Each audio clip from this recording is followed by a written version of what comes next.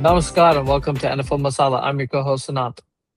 And, and, and in the voice of the legendary Optimus Prime, I don't know if I can imitate it, but my name is Rakshak Iyengar. Welcome to Season 5, Episode 12 of NFL Masala, where we talk about all the latest happenings in the NFL with a little bit of spice, and because we are more than meets the eye.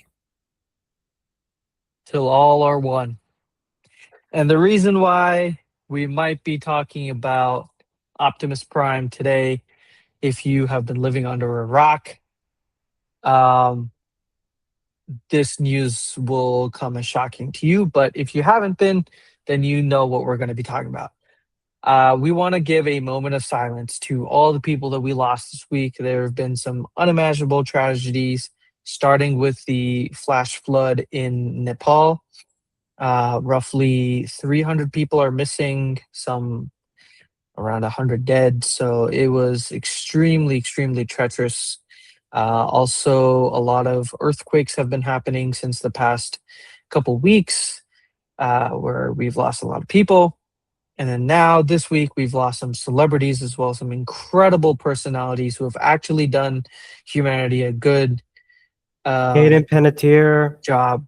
If you remember Hayden Exactly. Panettiere from Remember the Titans, and before we go on to the one, if you could do this with me, if you've seen this, I'd be like, na na na na na na na na, hey hey hey,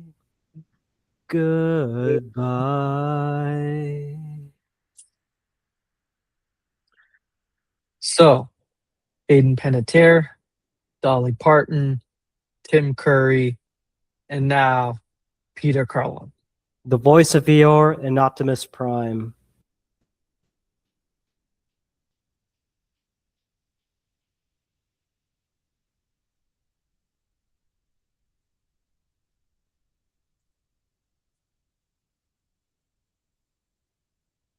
All right.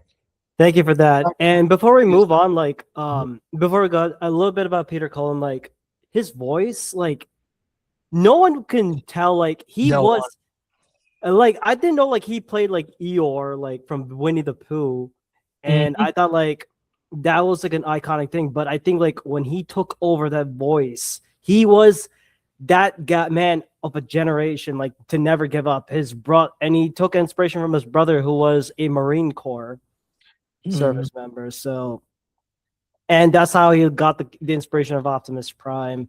And it's funny enough, like we're all influenced by the Transformers thing, and including one man I know from the Fourth and John podcast, Mr. Lucas Concepcion, aka Primo, who would always go to the tailgates, and he has this Optimus Prime mask in Kelly green and white. So I thought that was pretty badass. So I wanted to give a shout out to Primo. I love you, God. I love you, dog. Yep. So that is it in terms of news around the world. Now going back to the NFL, boy, do we have a doozy of headlines to go through. First bit. Define headlines, because we have a lot. Like holy shit. Oh yeah, no. Anything from Kachida moment to signings to holdouts. First bit, we'll talk about a holdout where Christian Gonzalez is apparently not getting the deal that he wants from the Patriots. And the Patriots have reportedly said that they're not going to pay him Pat Surtain money. And that's just dumb because he is worth Pat Surtain money. He is worth Devin Witherspoon money because he is one of the top 5 corners in the NFL. Yeah, we have injury issues to worry about, but there's no way that you can't restructure that contract to be both team friendly and friendly for Christian Gonzalez. Plus, you have Drake May on a rookie deal. You have some of the highest cap space for the next couple of years. Oh, You don't have- forget AJ Brown. He's your you shit have to deal AJ with. Brown. Exactly. So you have a ton of cap space to deal with. I don't understand why they have such a hesitation with paying Christian Gonzalez. This is exactly the play out of the Dallas Cowboys playbook of holding out, and then paying them at the last minute. at a premium. You pay your good players early before the market catches up to it.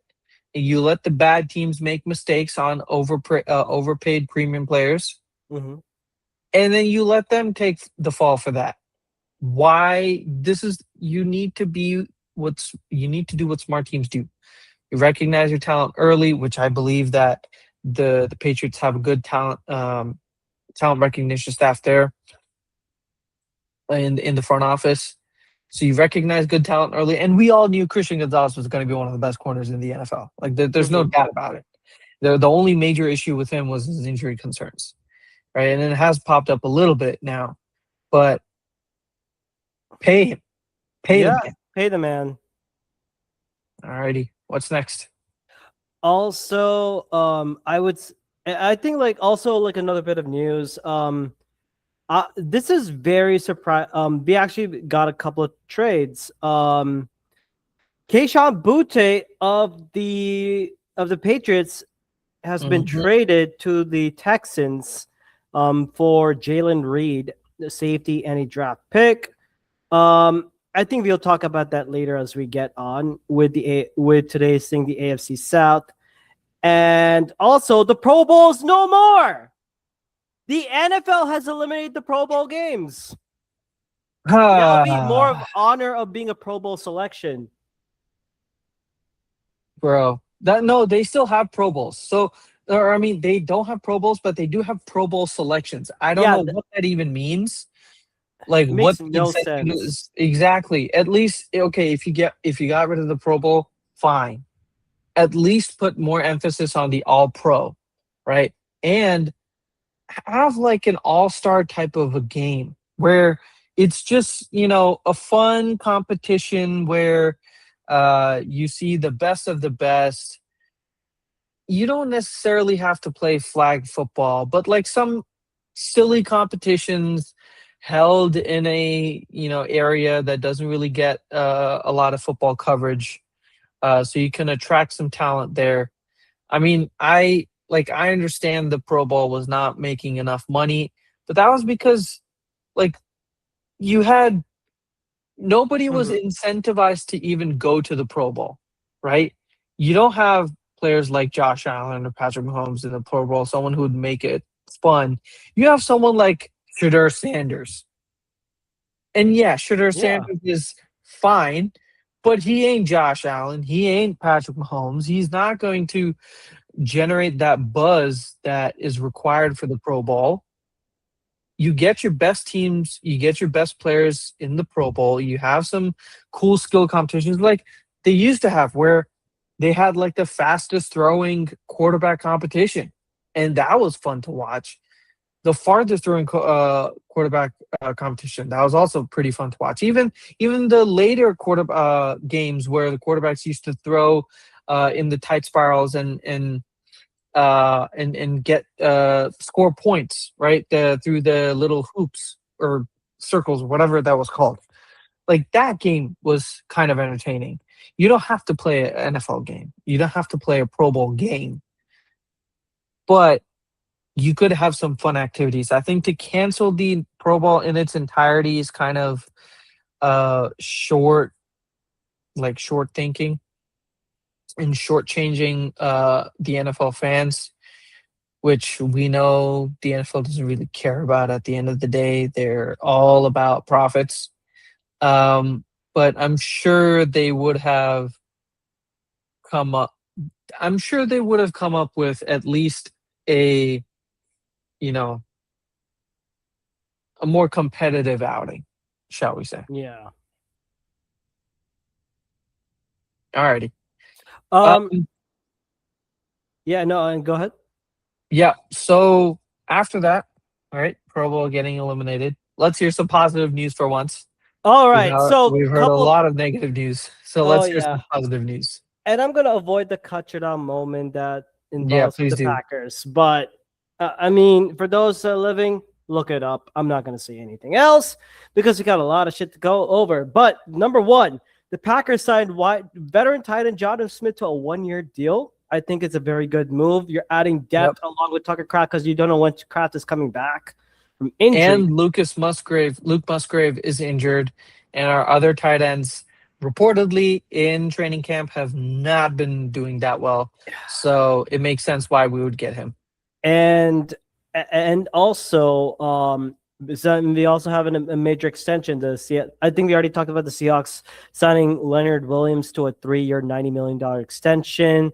I think is very good. They're shoring up. He was part of that interior line that was part of what we call like the dark side defense. I think that's what they were called, or Doomsday. I forgot what it was called. And of course, we had a trade. The Rams are getting back Tutu Atwell, wide receiver, and the Dolphins are getting running back Jarquez Hunter. I don't get it, but yay. Yeah. It is there. So it's good. Yep.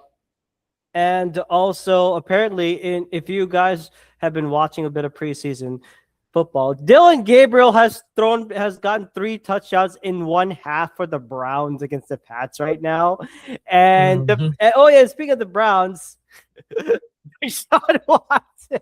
Oh my God, dude! What? Okay, that was probably one of the most bizarre press conferences I've ever seen from a head coach, because this Tom he's clearly go back to Georgia because apparently he wants to. No, I think he's clearly a lame duck head coach, right? He's been told by the front office that, hey, you're just here to kind of streamline the transition from Kevin Stefanski to whoever we're going to hire next. You're the stopgap, right? It just seems like that. And to make matters worse, Todd Monken doesn't really seem to care about the fans, because actually, let me pull up the clip while you talk about what exactly happened. I mean, and it's even more worse. Like if you know about the context about the Deshaun Watson thing in week 3, when the Browns fans were week 2 of the preseason, fans were rightfully booing the hell out of him, and he goes up on the press conference saying, "Man, to hear all those boos is not right," and all that stuff. I'm like, dude, what in the actual hell are you saying? And it's 10 right now. It's 10:34 p.m. on a Thursday night. We've gone through a lot of negative news, and now we have to talk about this touchdown thing. You already got me into a ruckshuck rant already. God damn it. Even Todd Monken hates the fact that he's named him the starting quarterback. In the press conference on August 23rd, this is what Todd Monken said. "How does it feel to get booed? It sucks. I don't want to get booed, but it comes with the territory. You don't want to get booed. Let's play good football. Let's play good at quarterback." That's a major shade at Deshaun Watson. And Watson has also been coming out and saying, "Oh yeah, I hate that I got booed. I hate I don't even know what I did to deserve this." All that nonsense. And what's like even more thing, when a reporter directly asked Watson if he regretted coming back to Cleveland, he said, "I don't regret anything in my life." Yeah. Read. Okay, I got 3 words for you, Deshaun Watson, you motherfucker. Read the room. He doesn't. He's a narcissistic, egotistical piece of shit, psychopath. He doesn't psychopath care. Is putting it nicely. He's a piece of shit. Yeah, he is a piece of shit. Okay. Oh, we're gonna move on. We're gonna move on before both of our blood let me get pressures some just water go really the roof. quickly so I can wash it all off. While you go ahead and talk, let me just wash it all off.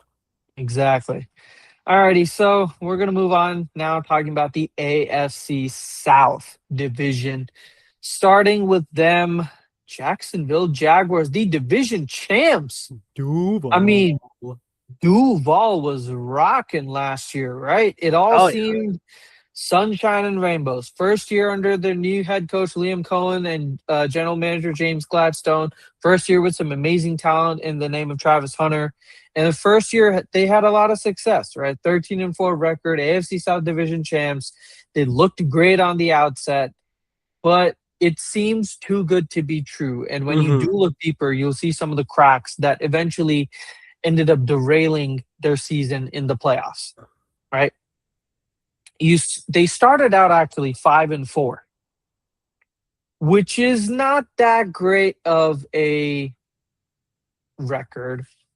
It's not that great of a starting, you know, uh, record as well. Because when you take a deeper look at those games, you will see they had a 4-point loss to the Bengals in week 2. They had an 8-point loss to the Seahawks, 28-point loss to the Rams, and a 5-point loss to the Texans, their rivals. When you look at who they played in the first 10 games, almost half of them were either playoff contending teams or at least good teams that they either beat or lost to. They beat Carolina week 1, 26-10. That's fine. Again, they lost to Cincinnati week 2. They beat their division rivals, Houston Texans, by 7 points, 17-10, right? One score game. Good job. Again, they beat 49ers 26-21. They beat the Chiefs 31-28. But all of those besides the Panthers were one score wins. And it's extremely difficult to maintain success with just one score wins. They weren't blowing out good competition. They were blowing out bad competition, which is what they need to do. And then you could clearly see the next 4 games, they lost 3 out of those 4 games. And all of them were to playoff contending teams, the eventual Super Bowl champions. They lost to the Super Bowl champions, Seattle Seahawks, 20-12. They lost to the Rams 35-7 in Wembley Stadium, which is their second home ground. And then they had their bye week. Yep. And then they had to go to overtime to beat the Raiders.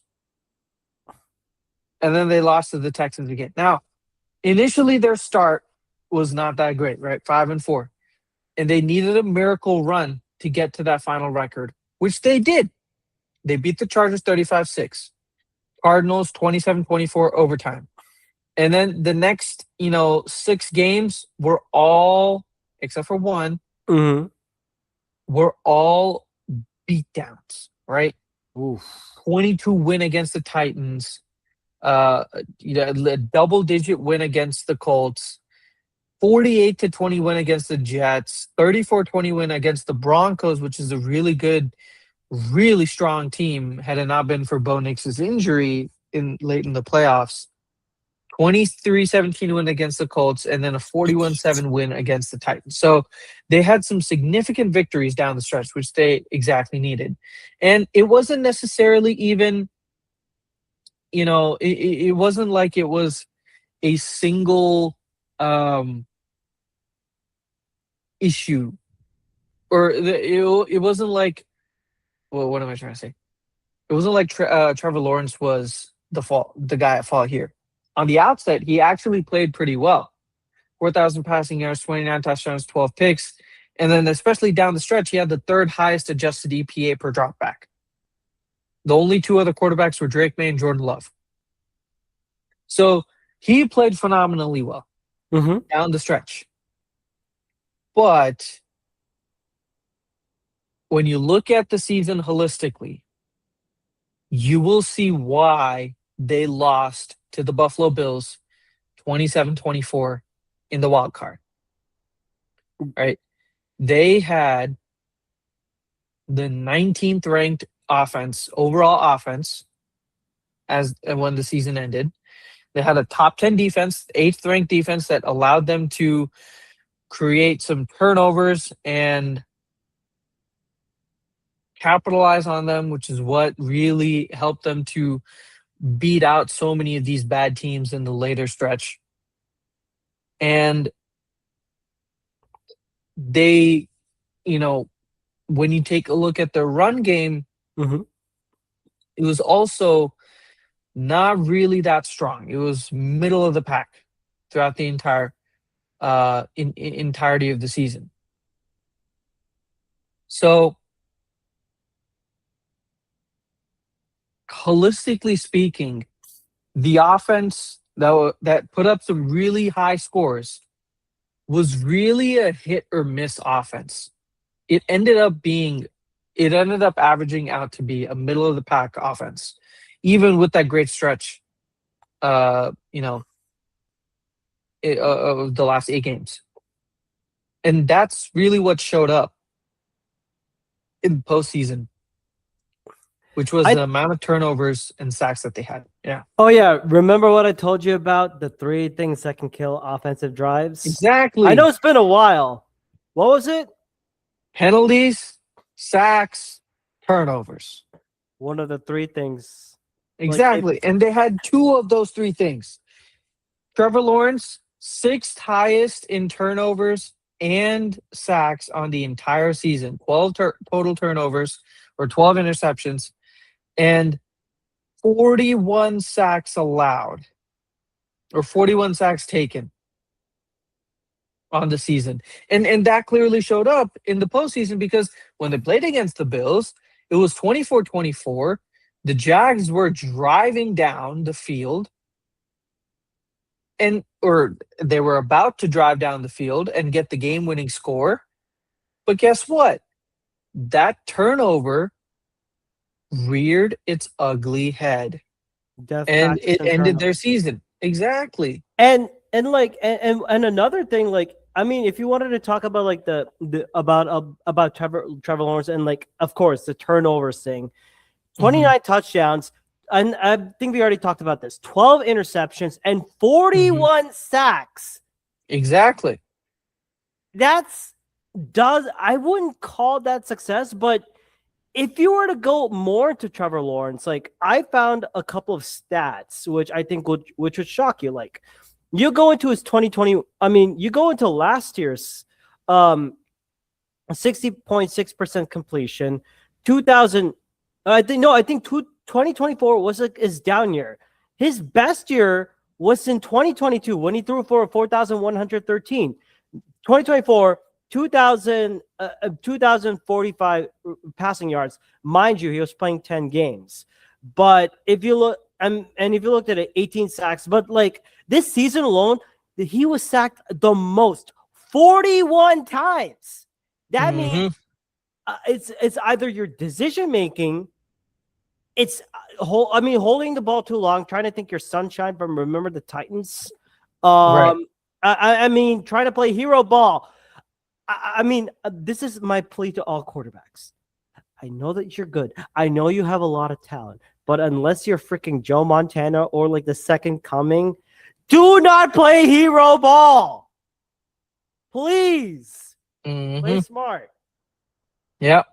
And, you know, there's a fine line between playing hero ball and being clutch, right? Being clutch means you're intelligent about when to throw the clutch gene on. Being hero ball is being just lazy at recognizing the right opportunities. Yeah. So honestly, it is unfortunate that you have a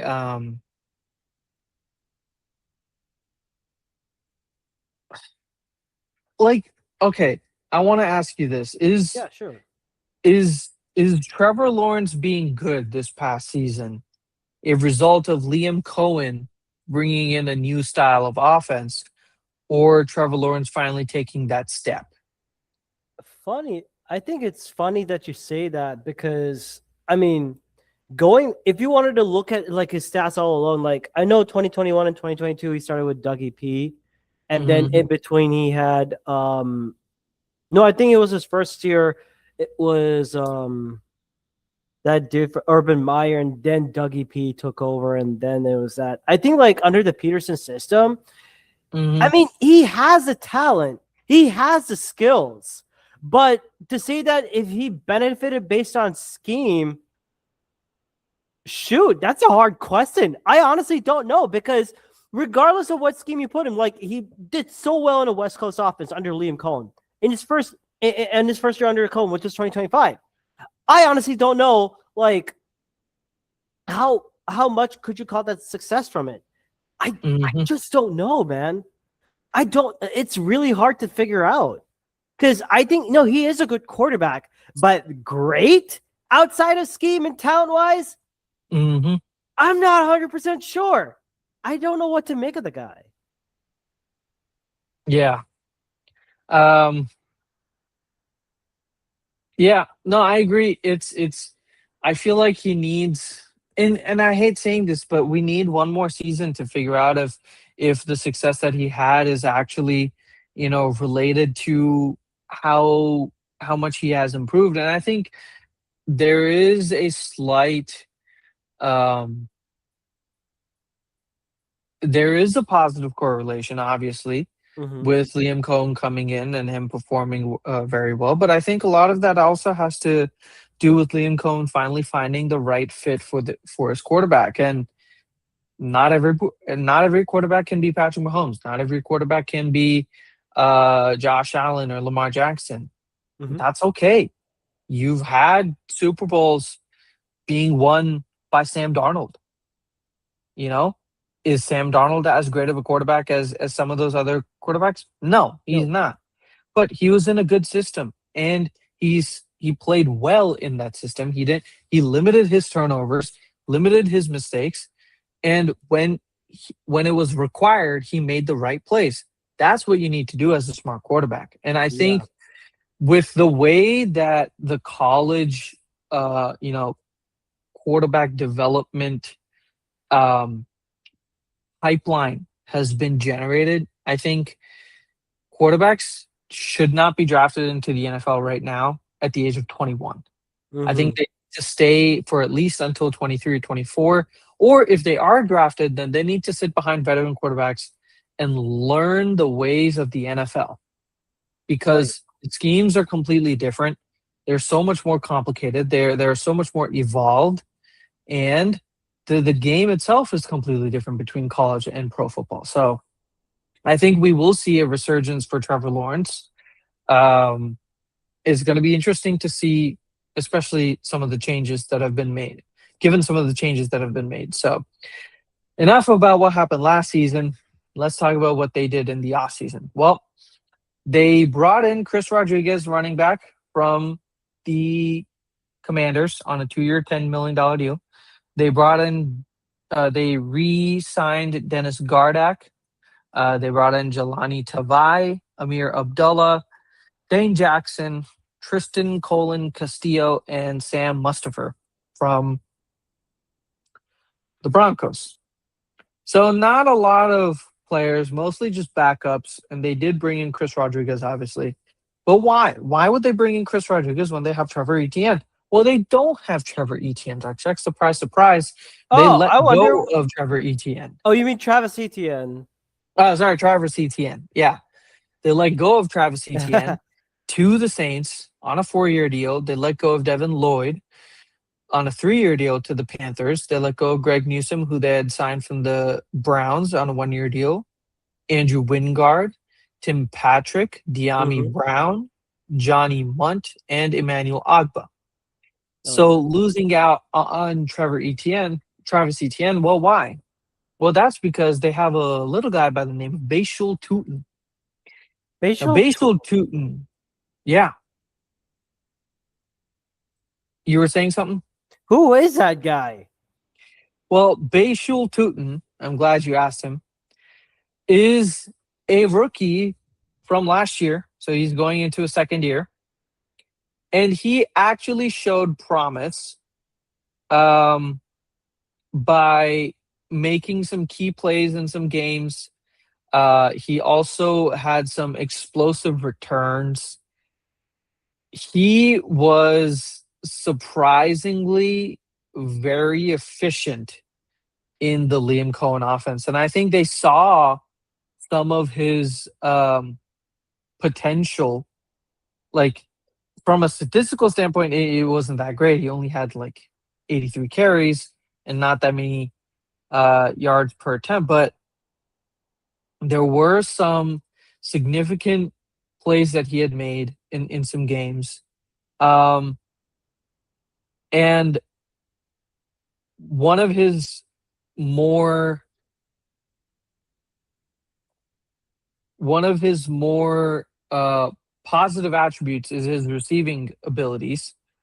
And if he is given the right amount this season, I think he's definitely going to be one of the top running backs in the league. And there were some games where he was actually phenomenal. When you look at the Chargers game where they won 35-6, he Yep. was the primary running back there. He had 15 carries for 74 yards and a touchdown, which is what you need from your primary running back. And this is going to be the second year in the Liam Cohen system, so he's going to be pretty um, it's going to be pretty knowledgeable about the system and how it moves.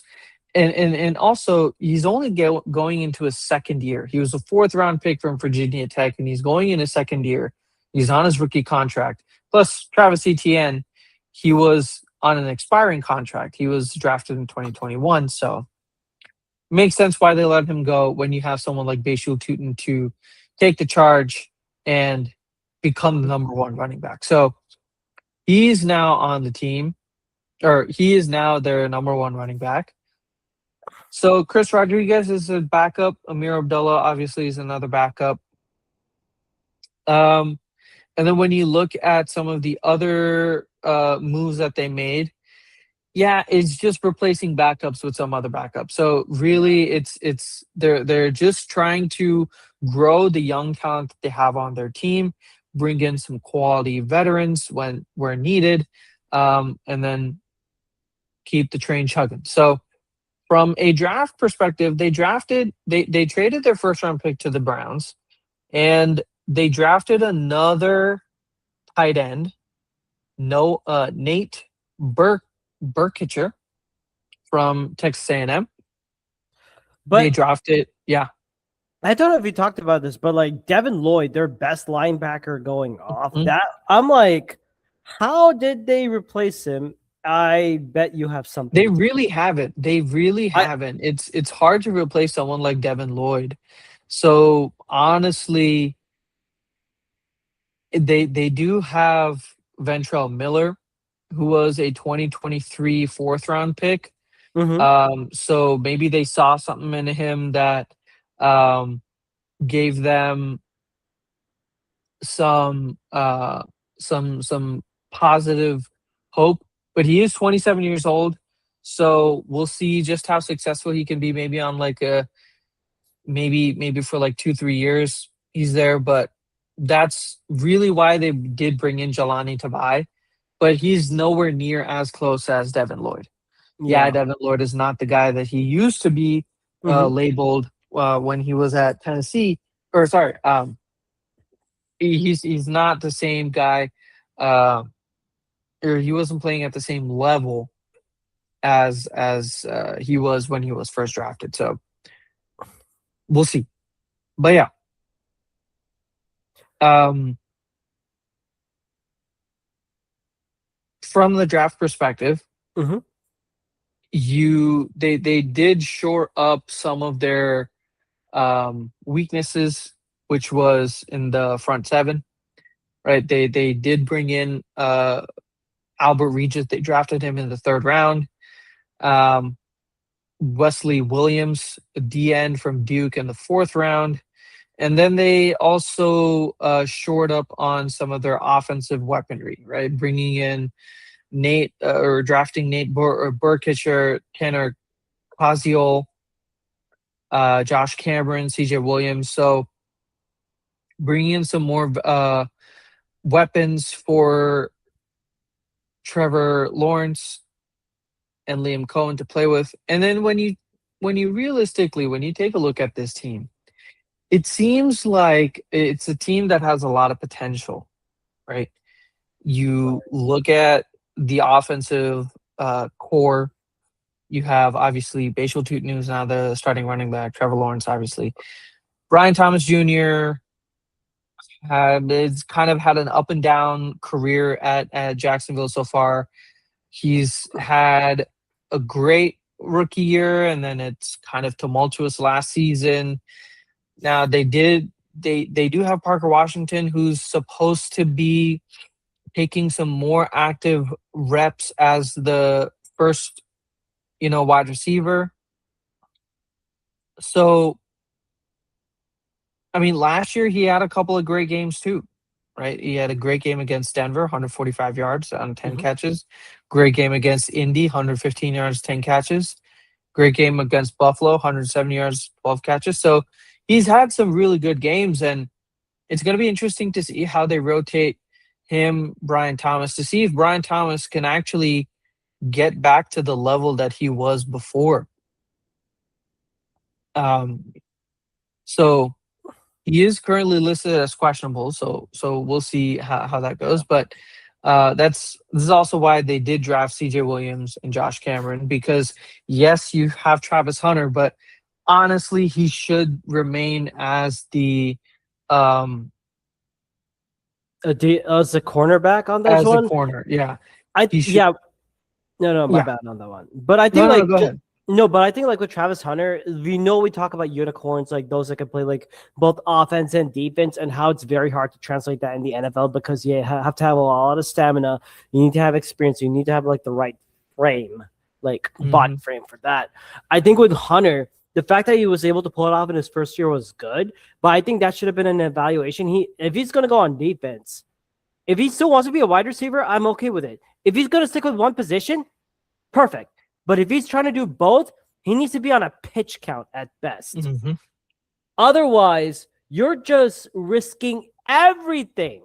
You're just risking it all. And who knows? Like, and I mean, I wish for all the best for Travis Hunter as a player because, like, that high level that you're playing, he could get hurt. It could be for the Hmm. long run. So I say if he's gonna be mainly on offense and he plays some parts of defense, pitch count, snap count at best, or vice versa. That's my take on it. But then again, I am not Liam Cohen. Right, right. Yeah, I given the lack of depth at well, not lack of depth, but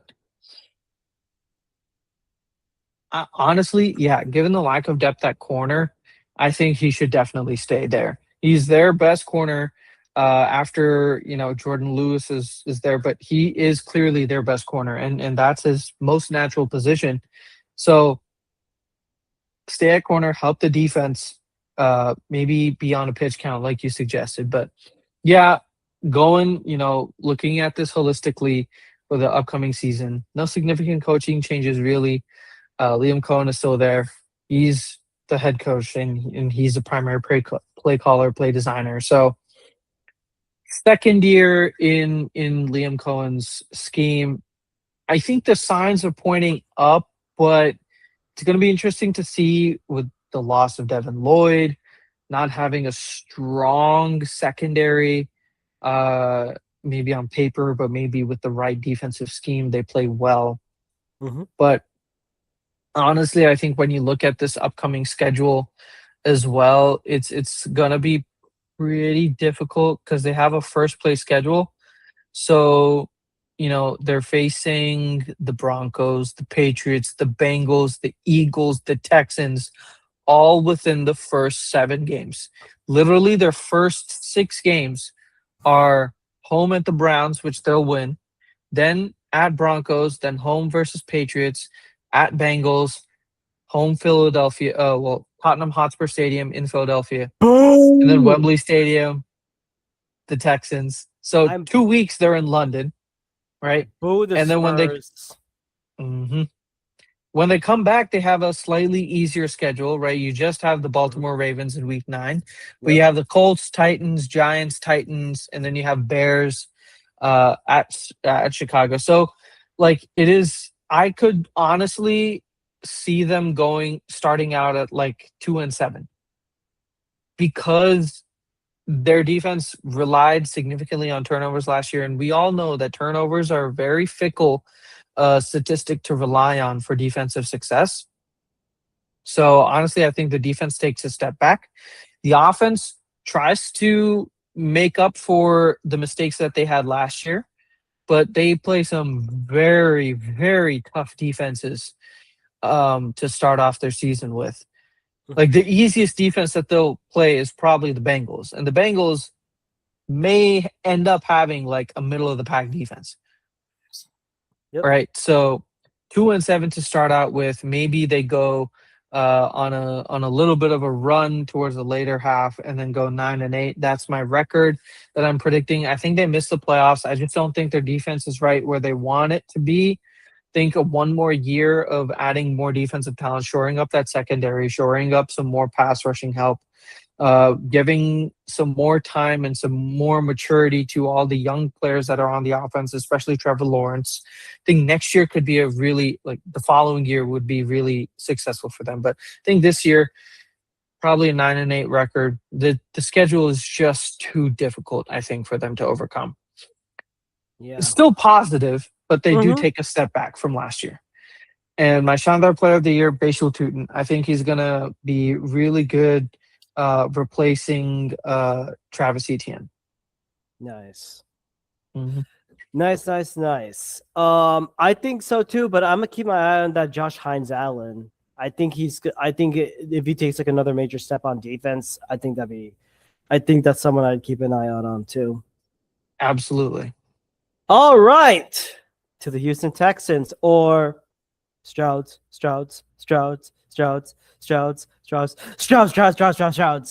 A la Tom Grassi. Yep.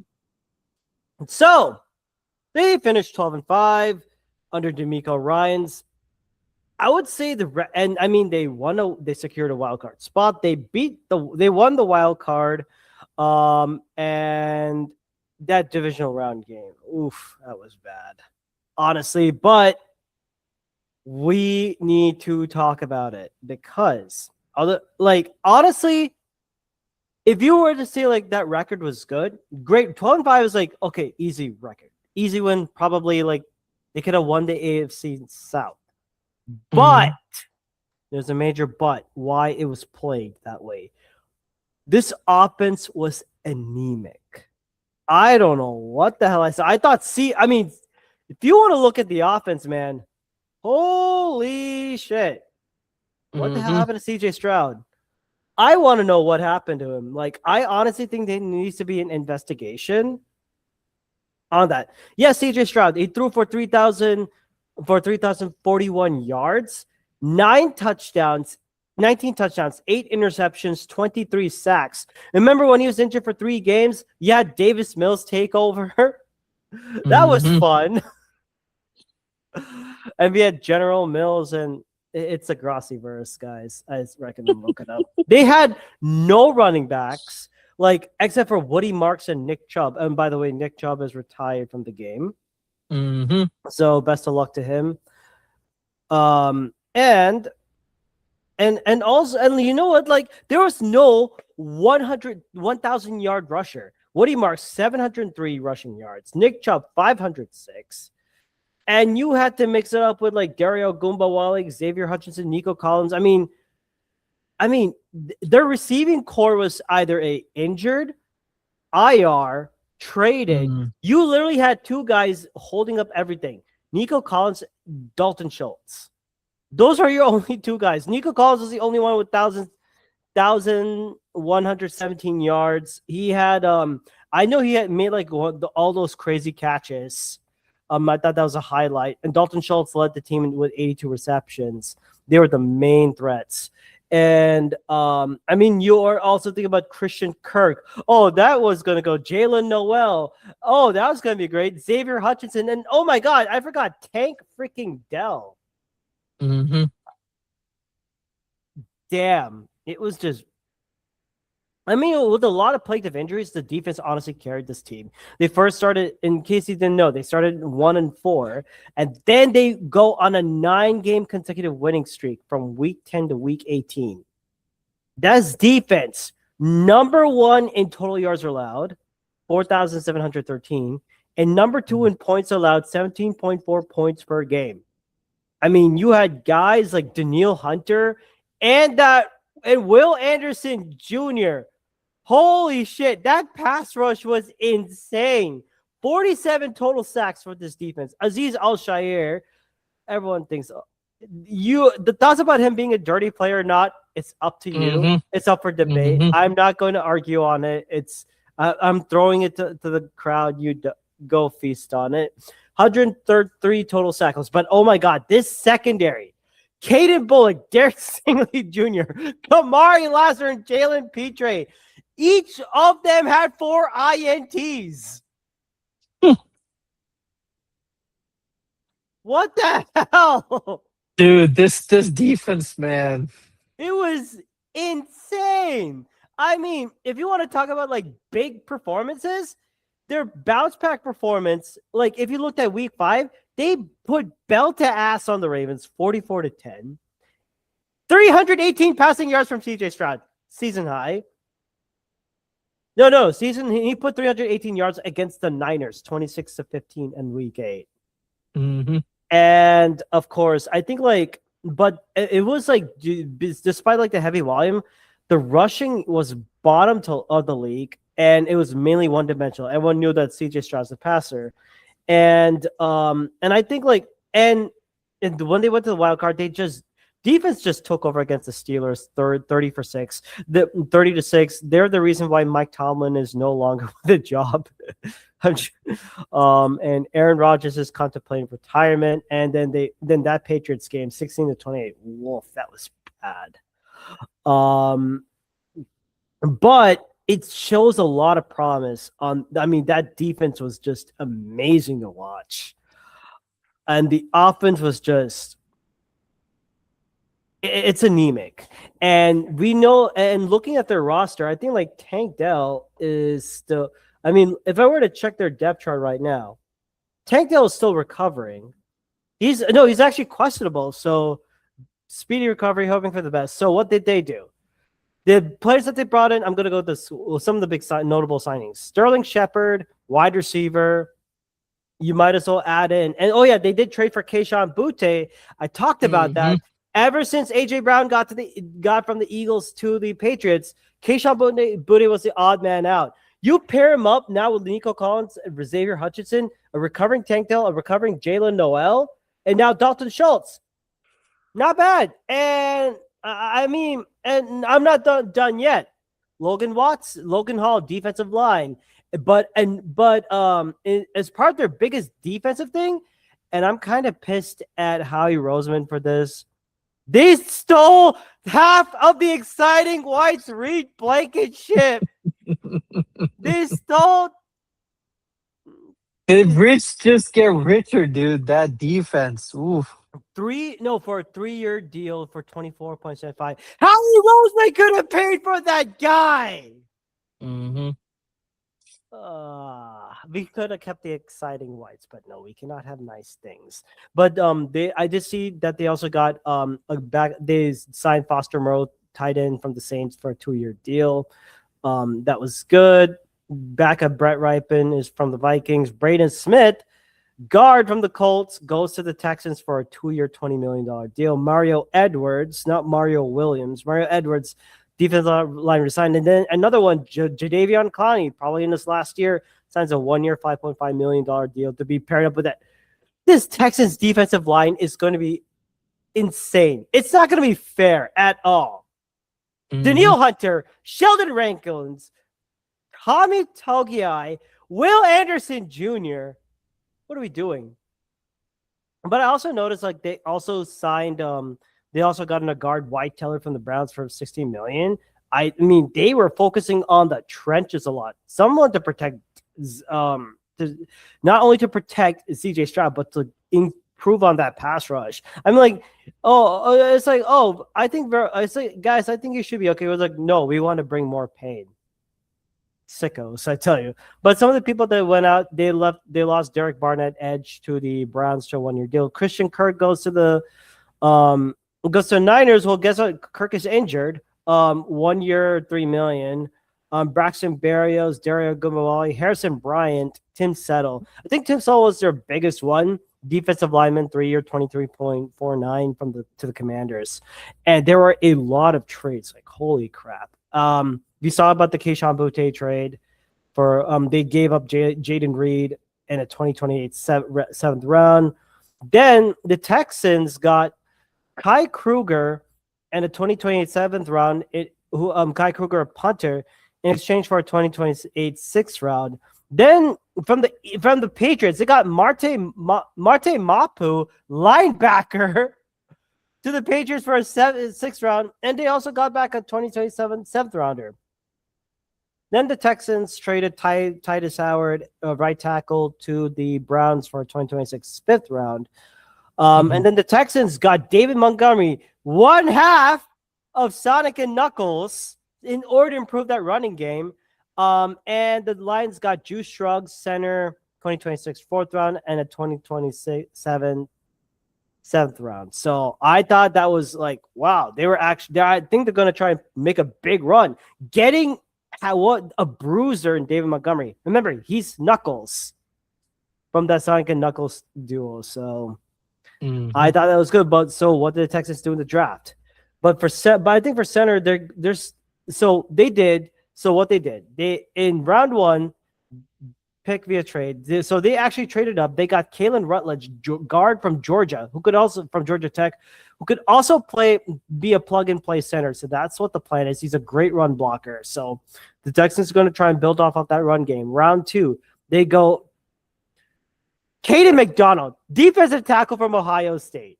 One of the best run-stuffing defensive tackles, and to anchor the interior. You're adding more depth. And then you'll love this one.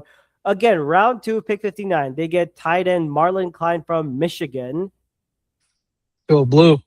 Apparently, a lot of high upside, physical blocker. Some people say it's a reach. We're about to find out. Round four, they go Febechi Inwaiwu, guard from OU, Oklahoma. Former walk-on turned all-SEC performer, heavy interior and line depth. Round 4, pick 123, linebacker Wade Woodaz from Clemson. Basically, he is like your Swiss Army knife and safety. He could play safety turn linebacker, great special team, so that's what they're looking for. And then round 5, Kamari Ramsey, safety from USC. Basically, this was a steal from other people with this great coverage. I hate this. I hate this Texans defense right now. They are loaded on safety. You don't need any more. It's probably going to be. They're just gonna run like nickel defense with that fearsome front seven and say, "Hey, good luck trying to get past this secondary when you have to face this pass rush." Oh yeah. No offense is going to stop this. I honestly don't. I mean, round 6, they go pick 204. They go Luz Bond, wide receiver from Boston College. I mean, I think now with the additions of like Sterling Shepard, Zay Jones, and now Justin Watson, Jalen Noel and Tank Dell recovering Xavier Hutchinson, and you made the trade for Keyshawn Boutte and Nico Collins. Now it's going to be very tough. And then round 7, Aiden Fisher. Late round toughness and depth at linebacker from Indiana.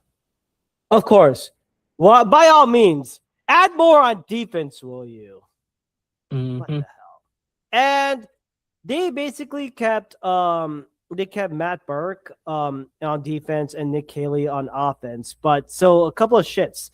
So a couple of people that they left off: Jared Johnson, QB coach, he's gone. Jake Moreland parted with the ways after 3 years as tight end coach. Ben Rawlings moved on as assistant linebacker. Mike Schneider is an offensive assistant. He's out. So a couple of promotions. Jerry Shuplinski from senior offensive assistant to QB coach. Jamie France hired as the new tight ends coach after working with the Giants. Rod Wright retained and promoted defensive run game coordinator along with DL defensive line duties. Taylor Embry is now an offensive assistant from the Pats. Tyquan Underwood, assistant wide receiver coach. Mark Sheridan and Jay Simpson, defensive assistants. Alex Ward and Cole Weeks, offensive assistants. So I think they've kept a lot of that interior, and I think they're trying to not only build on continuity, but how do you take this to the next step? Can you make a deeper run? Can you go back to the AFC Conference Championship?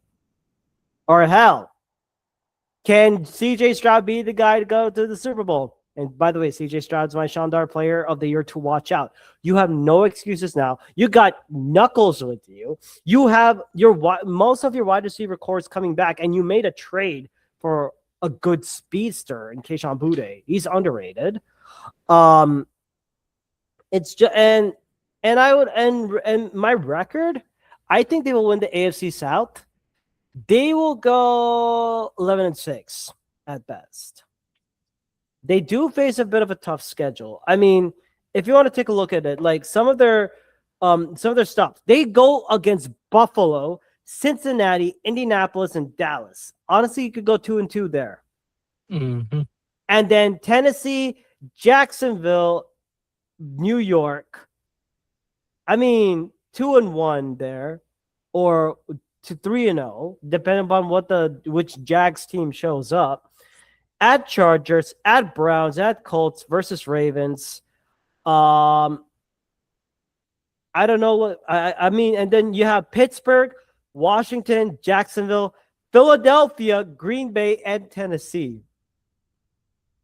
I honestly think in December, January, they had to win either one of those games. If you cannot win at the Link and at Green Bay at Lambeau, it does a lot. And CJ Stroud needs to have a win in cold games. I don't think he has. He's been relying a lot on that defense, but I mean, you could literally go 11-6 at best. I would not mind that, but if it helps you win the AFC South, go for it. Mm-hmm. And if they make a deep run, I wouldn't be surprised. But CJ Stroud, he's got a lot of work to do. Alrighty. I completely agree with you, man. Great analysis as always, but like it's CJ Stroud. He is the main question mark this upcoming year. This defense is going to be stout. The offense is going to be the question mark. And so what do you predict from record wise? I said like 11-6 at best for the Texans. Okay. I think that's their best one. They could go 12-5 again, but they have a tough. I think their schedule is a bit tough, so I wouldn't see them. I mean, they'll keep a winning record. That defense is going to carry them 9-8 to 10 9-8 to either 11-6, and you win the AFC South. Yeah, I agree.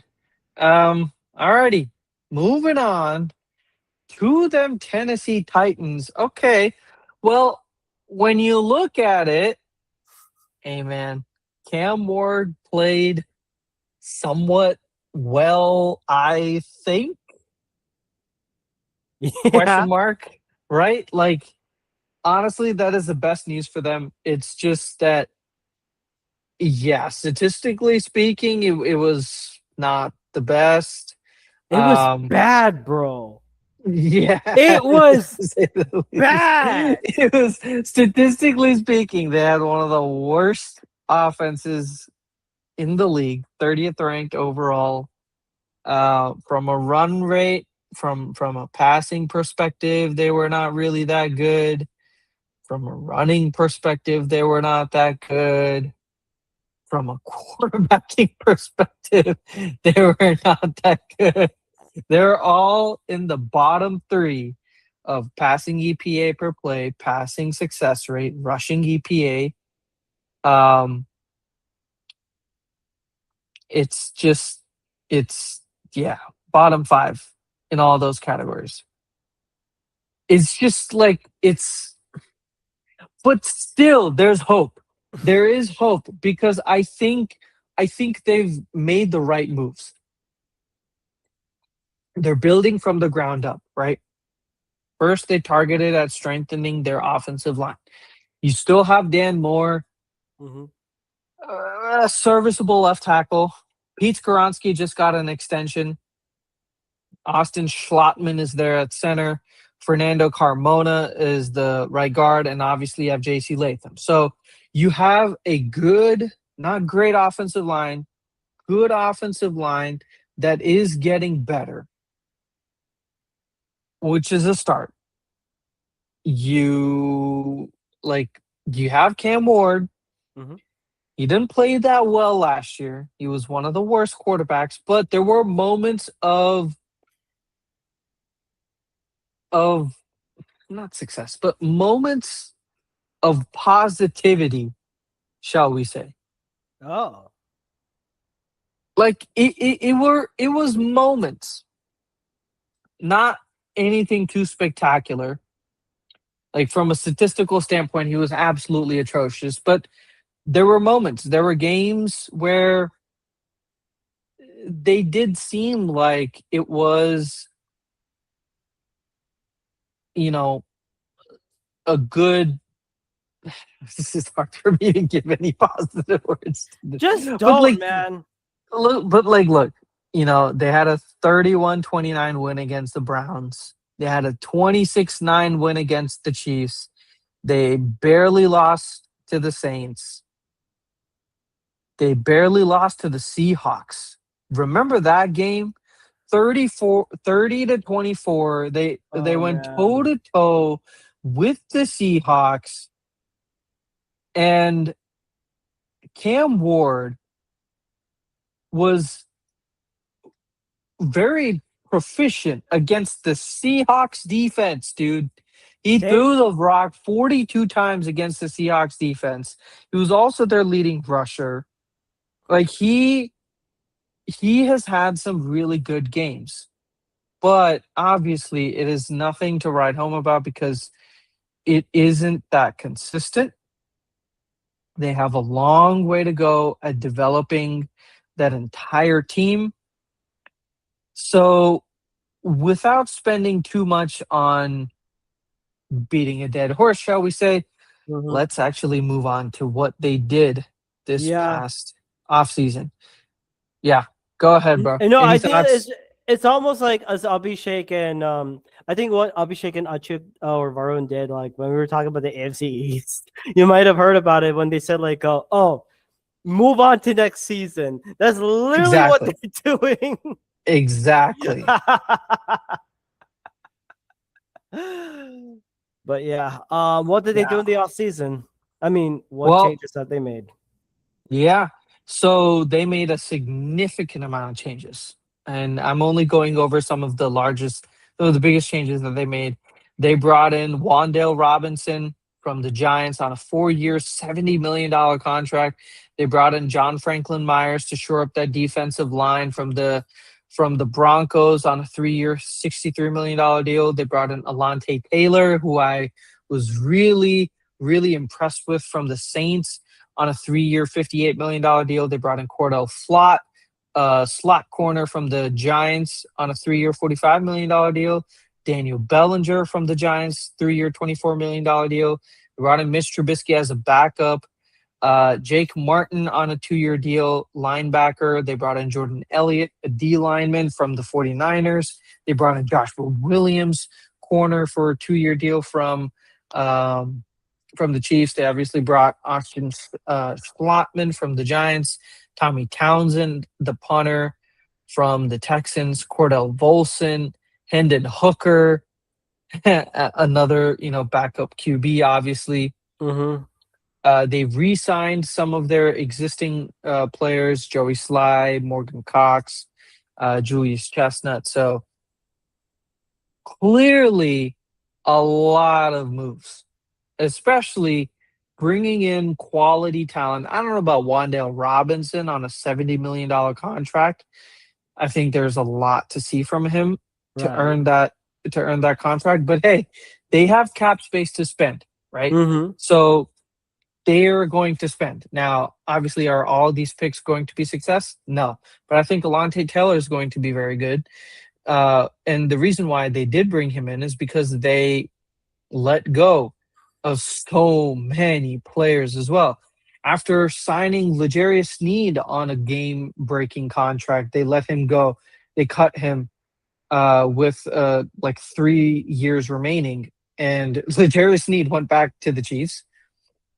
They let go of Chig Okonkwo, who is now on the Commanders. They let go of Arden Key, Sebastian Joseph, Kyer Elam, Johnny Hecker, Corey Levin, Brandon Allen, backup QB, obviously, Oli Sameka, Udo, Daryl Baker, corner, Van Jefferson, Lloyd Cushenberry, Xavier Woods, James Lynch, Mike Brown, Trevor Simeon. So clearly they had a one-to-one replacement for a lot of their backup depth, and bringing in players that James or that the GM wants, uh, bringing in some offensive talent to provide some more weaponry for Cam Ward, shoring up that defense because it wasn't the offense itself that was it wasn't just the offense that was terrible. The defense also let them down. 23rd overall, right? Uh Pretty low pressure rate from a um from a pressure rate perspective. Uh Sorry, top 10 in pressure rate. So at least they were able to generate um some pressure. They were also able to uh generate some sacks as well, top 15. So the D line, they're just adding more talent, giving more potential opportunities back to the offense. Um, and honestly, this is honestly the right way to go, because now when you look at this front seven, John Franklin Myers, Jeffrey Simmons, Jordan Elliott, Jermaine Johnson, that's a pretty nasty Mhm. front four, Oh yeah. especially with Jeffrey Simmons and John Franklin Myers as your interior defensive tackles, um, or along with Jordan Elliott. So that front three, Cedric Gray, Cody Barton, James Williams Sr. We'll see how that uh, linebacking core improves. But honestly, not too bad. The defense, I think, is going to improve significantly. I think they're going to be middle of the pack. Mhm. Um, the offense, obviously, is going to be much more of a question mark. So, from a transaction perspective, they brought in they really went wholesale on that entire team. They brought on a lot of people. They let go of a lot of people. But I think what they really did pretty, uh, you know, a good job of was their draft. Obviously, they had the number 4 overall pick, and they would have drafted Jeremiah Love had it not been for the Cardinals who drafted Oh him, my god, that right? move when we saw that happen, So I'm like, what the hell? exactly. So they got the next best option, which is honestly not a terrible option. Carnell Tate, wide receiver, Ohio State. Uh, Definitely a blue chip prospect. He's going to be their starting wide receiver just out the gate.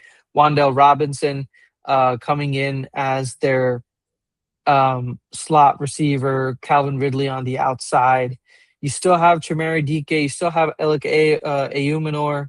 So you have a um, young receiving core with Calvin Ridley as their main veteran and Wandell Robinson as the second guy. Mhm. They brought in Kendrick Falk with their second first round pick, um, defensive edge from Auburn.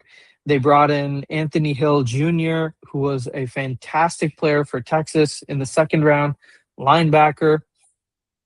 They also brought in Fernando Carmona, who I mentioned before, guard from Arkansas in the fifth round. Nicholas Singleton, a backup running back, to be behind Tajay Spears, who is also their backup running back. I think there's going to be a pretty split backfield um, for Tennessee. And then some other, some more backup players. So honestly, they went front heavy with the players that they got from the draft, but clearly they have some starters. Now, the biggest change that happened during the offseason was letting go of Brian Callahan in the middle of the season after they started 1-5. Mike McCoy was then the interim head coach, and you know, obviously it wasn't that successful. So they went out and they hired Robert Saleh as their head coach. Definitely a Now, good move. Roberts, well, we'll see. because Robert Sala's previous head coaching experience was with the Jets. We all know how that turned out to be, right? So honestly, this is a completely different scenario than the Jets. Jets, you had the whole Aaron Rodgers situation to go through, but in this case, you have a young team to mold around.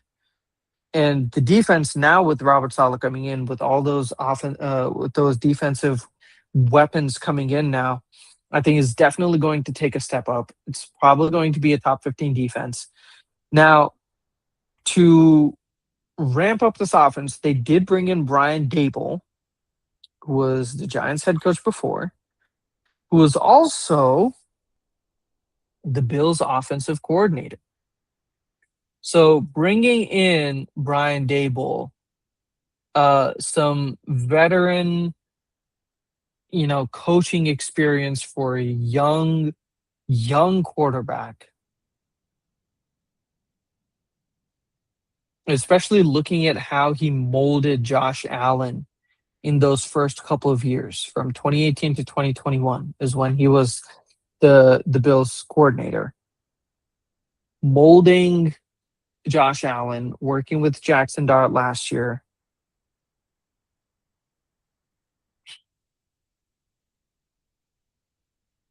Honestly, it's a big question mark. We'll see. Yeah. No. I was saying like I do agree. It's like this season for them is like to watch out for. Can Cam Ward take a significant step next year? This upcoming season. Yeah, and can Brian Dable unlock Cam Ward's true potential like he did with Josh Allen, right? That is going to be this question mark. That is going to be what is going to be the biggest question mark for this team. So honestly, I think the Titans are far away from competing for any sort of a title, let alone the Super Bowl. So I think they slightly improve 5 to 6 wins, but obviously they have an incredibly difficult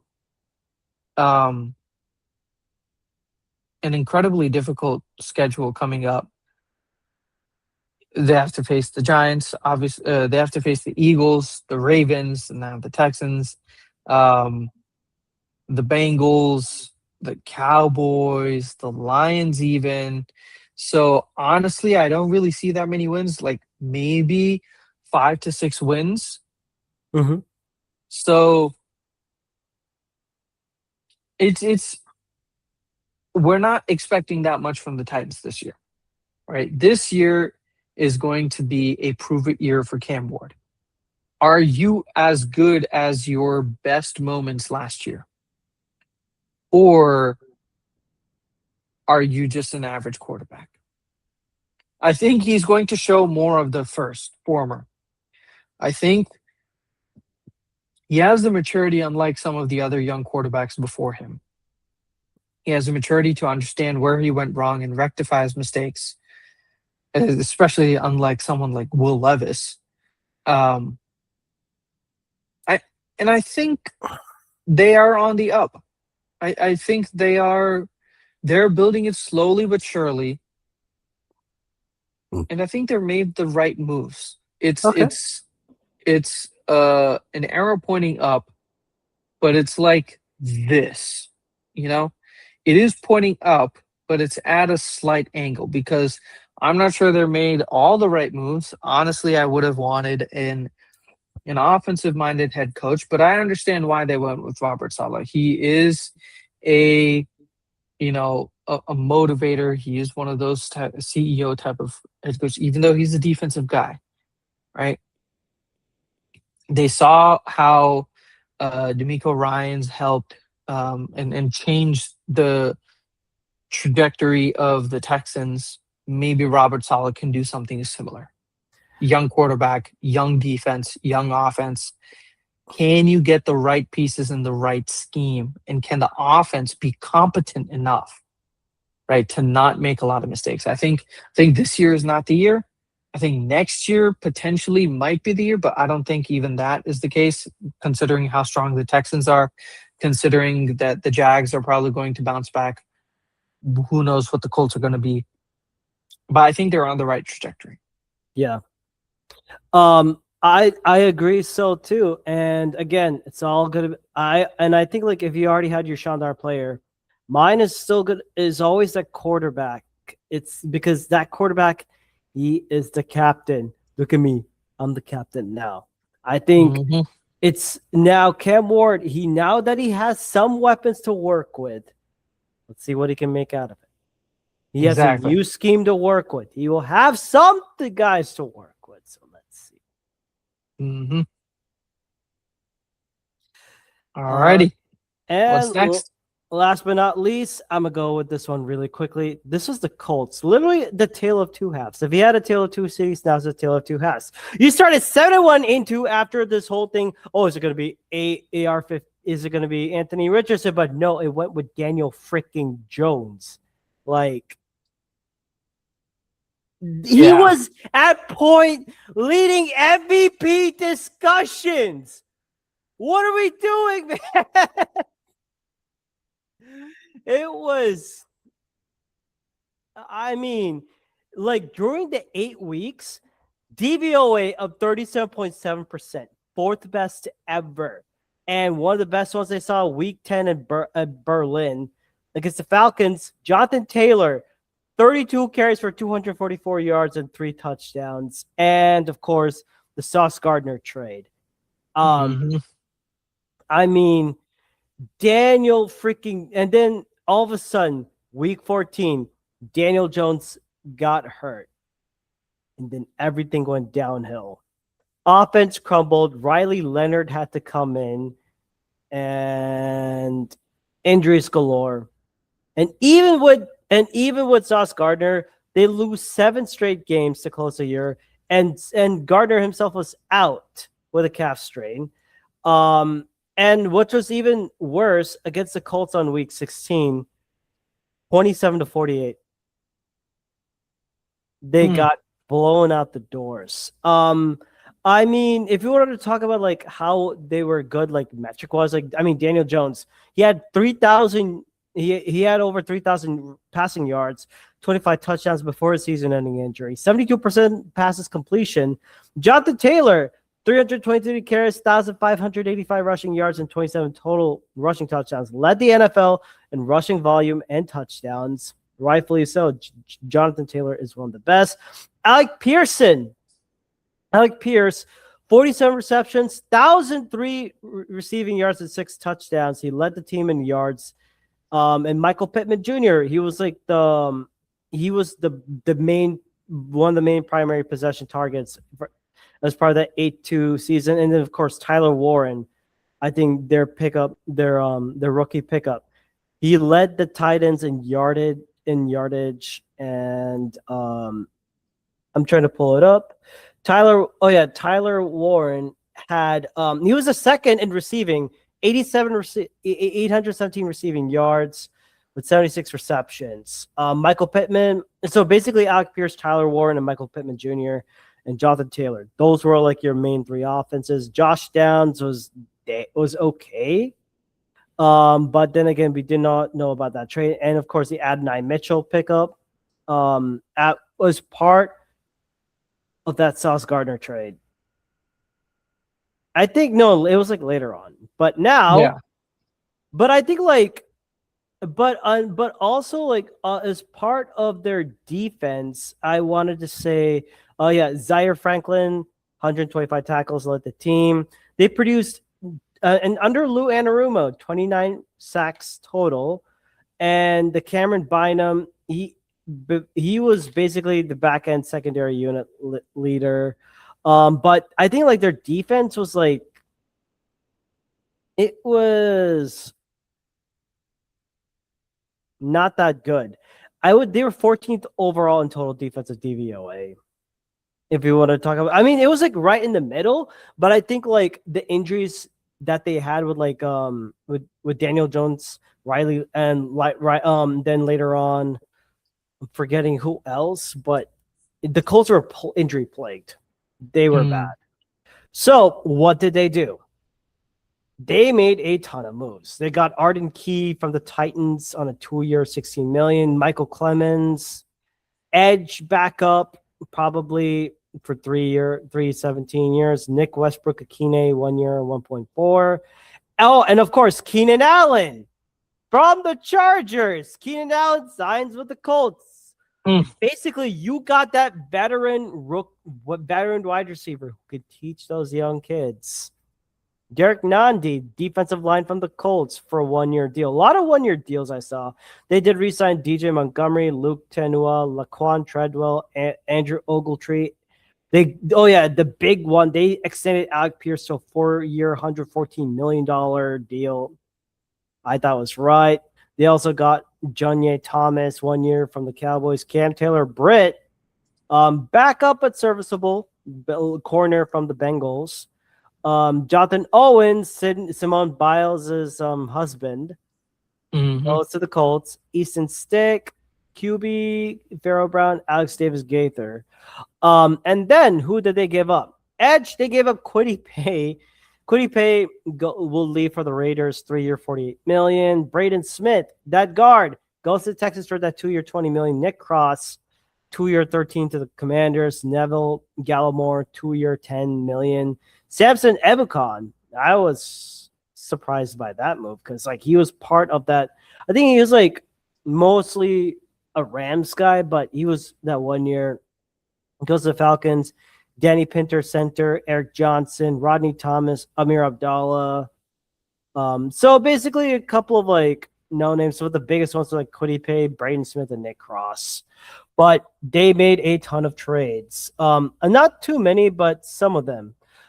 They got Kobe Wooden as they basically traded with the Packers. The Packers got Zaire Franklin for Kobe Wooden. And then for the Steelers, March 13th, they traded. The Steelers got Michael Pittman Jr. and a 2026 7th rounder in order to get a 2026 6th rounder. Then with the Steelers again, they did a couple of draft picks trades. So what did they do in the draft? Round 2, after with some trades with the Steelers, because they lost their first 2. They didn't have a first round pick as part of the Sauce Gardner trade. So round 2, pick 53 from the Steelers. They go linebacker CJ Allen, Georgia. Basically, he was like definitely a first round talent, basically a Mike linebacker. And I think he is that bit of that Zaire Franklin replacement, I would say.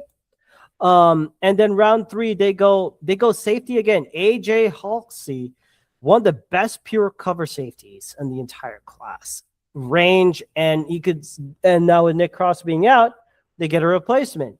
Round 4, they go Jalen Farmer, guard from Kentucky, big interior lineman, because they needed depth in blocking for run blocking support. Basically, I think he was viewed as top 100 player on the consensus board. Pick 4, they go defense again. Bryce Boettcher, linebacker from Oregon. Basically, he led the FBS with 131 total tackles last season. Almost like a special teams ace, but great depth in core. I mean, although he would say like he's a good depth in like small in the Sam linebacker position, but apparently he's showing us a starter over Todd Chambers, which I'll come to later. Then round 5, they go George Gums Jr., defensive end from Florida.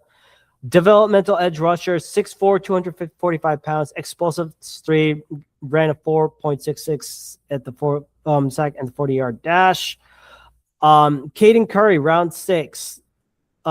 Edge, they're building up depth on the edge. Caden Curry, defensive end, Ohio State. Basically 90.6 PFF grade in college. Shorter arms, brings a good pass rushing value. Then running back, they got Seth McGowan, running back from Kentucky. Late round pick, he had 12 touchdowns in 2025. He'll compete for the back row behind Jonathan Taylor and DJ Giddens. And then round 7, they go Deion Burks, wide receiver from OU. Late round steal. I think because of size and medical questions, dynamic with his hands, well above above his final drop position. So I think this is really good. So I would say it was a decent draft by the Colts, and I think they went more. And I think like they focused a lot more on needs. I think they focused on like replacing some of their departures. On who can start. Some of the new hire. I mean, they kept Jim Bob Cooter as their offensive coordinator. Defensive coordinator Lou Anarumo stays. Shane Steichen is still your head coach, but I think this could be his make or break here. And now we have some cool things of what they did. Marlon Hobby, defensive line coach, who is a new hire, comes in from Charlie Partridge, who left for Notre Dame. Marion Hobby, 30 years of college and NFL coaching experience. Jeremy Bruce, defensive quality control coach, joins the NFL ranks after 8 years of coaching DL and linebackers, mainly at recently at UNLV, University of Las Vegas. Dylan Doyle, defensive quality controls coach, moved to Indy after spending the 2025 season as a coaching intern for the Bills. Terrell Brown, strength and conditioning assistant. He was served as 4 years at TCU, Texas Christian University's assistant director of human performance. And we got a Brown hire, Anant. Aditya Krishnan, game management coordinator. Let's freaking go. I mean, oh yeah, man, Brown power. Hired away from the Chargers, he served as the director of football research. So I'm guessing, like, Man, if I wanted to, I was hoping it would not be in a kind of a nerdy role, but I guess it is. We got to live no, up to our name. apparently he's going to be first season with the Colts as a game management coordinator. 7 years of research experience in the NFL. Prior to Indy, he was the director of football research with the Chargers from 2020 to 2024. Inaugural hire in the creation of the Chiefs analytical department. That's what I'm saying. That's what I'm saying, man. It's another. We can't escape the stereotypes. But hey, Brown it's power. fine. Yeah, let's go. I mean, I'm happy for him. At least he'll do better than Sean Desai, as far as I'm concerned. And internal staff hires, they promoted Kalen Humphreys from defensive coaching fellowship to assistant DL defensive line coach. Diego Ortiz moved from fellowship role to a permanent position as offensive quality control coach. Brent Stockstill from defensive assistant to offensive quality control coach. And Mike Blazejowski, associate to performance science analysis. Okay, whatever that means. I think like they made some pretty good. I mean, like their draft was like pretty good. They focused a lot on defense. But if I were to predict for the Colts, I think this has to be another Colts, almost like a bit of a rebuilding year. Rebuilding year because they've had some turnover in talent. They're still recovering, but I think they could still go 9-8. Really? I think. But first of all, after they saw like the 8-8, if you saw 8-9 last year, I think some guys are saying they could go 7.5 wins. I think ESPN has them going 7.5. Project, I think, and some people are saying like Super Bowl odds 60-1. It all depends upon Daniel Jones coming back from injury, and also, and remember they signed him to a 2-year, $88 million contract extension. And you don't know what the hell is going to happen with Anthony Richardson. There's a lot of turnover. You don't have Michael Pittman Jr., and you're going to be using Alec Pierce, and you're going to be using Josh Down a lot. And you don't know if Adonai Mitchell is going to step up too. At least, I mean, you got Keenan Allen, so you have a lot of targets to work with. Your secondary, I mean, having Sauce Gardner and Travarius Ward still, Travarius Ward is coming back. But now Kwity Paye, Samson Ebukam, it's like you have a good secondary, but your defensive line was thin. Hence, you had a ton of end of draft stuff. But favorable schedule, I mean, you have the 9th easiest schedule based on opponent win total. If you look at their opening match against the Ravens on September 13th, that's going to be their difference maker. I mean, if you want to go through that really, I mean, just to give you something, you're at Baltimore September 13th, then versus Baltimore, at Kansas City, versus Houston, versus Washington, at Pittsburgh, versus Tennessee. First 6 games, 2-4, or even 1 win. I agree. Vikings at Jacksonville versus Cowboys versus Dolphins at Houston at New York. It's rough, man. It's a rough schedule, and obviously it is all predicated on Daniel Jones getting back into a healthy form. I don't know how that's going to happen. Coming off of an ACL tear. Nope. So, I mean, do you start Do you start Anthony Richardson? He's not there on the team anymore. They let him go. I'm looking at his depth chart. He's still there. No, he's not. Anthony Richardson. He is?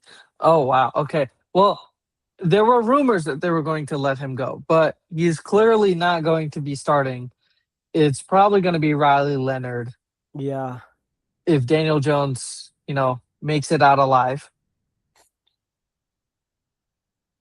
But yeah, no, I don't know. I think they're going to have one of the worst teams records in the league this year. I think this is a year where they go back to the drawing board because they just don't have the quarterback.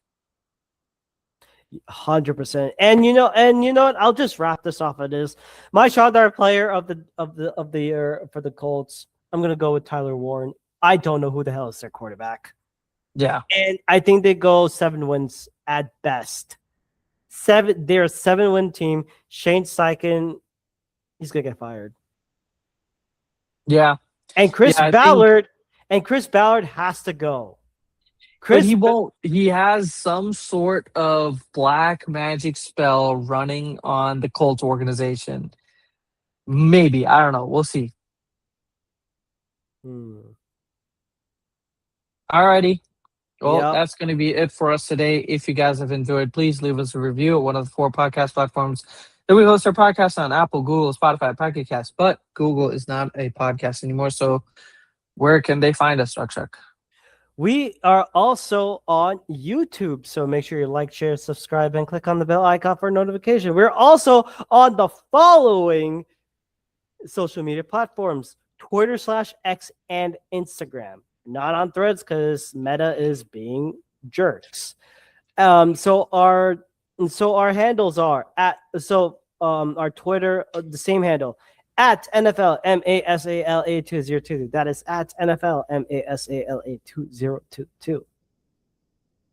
And we're going to hit you guys with our signature outro. Go Pack Go. And fly, Eagles fly. Take care and have a wonderful Thursday night.